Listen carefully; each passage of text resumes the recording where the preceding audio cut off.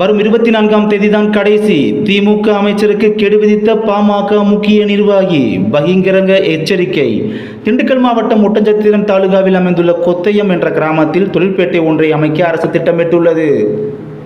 இதற்காக தமிழ்நாடு அரசு அங்கு 70 ஏக்கரில் பறந்து விரிந்து கிடக்கும் முத்து அரளி குளத்தை தரிசு நிலமாக அறிவித்திருப்பதாகவும், இக்குளமானது கொத்தையும் கிராமம் மற்றும் அதனை சுற்றியிருக்கும் பல கிராமத்தில் இருக்கக்கூடியது என்று பாமக பொருளாளர் திலகபாமா குற்றம் சாட்டியுள்ளார்.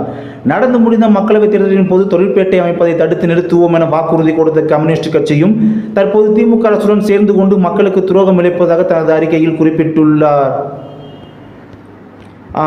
மேலும் அரளிமுத்து குளத்தை விரைவில் தூர்வாரி மக்கள் பயன்பாட்டிற்கு ஒப்படைக்க வேண்டும் என கோரிக்கை விடுத்துள்ள அவர், அமைச்சர் சக்கரபாணி இதனை செய்ய தவறினால் 24ஆம் தேதிக்கு பிறகு விவசாயிகளுடன் சேர்ந்து 10க்கும் மேற்பட்ட ஜேசிபி இயந்திரத்துடன் இந்த குளத்தை தூர்வாரி விவசாயத்திற்கு பயன்படும் வகையில் பொதுமக்களுக்கு ஒப்படைக்கப்படும் என நேரடி எச்சரிக்கை விடுத்துள்ளார் என்பது குறிப்பிடத்தக்கது.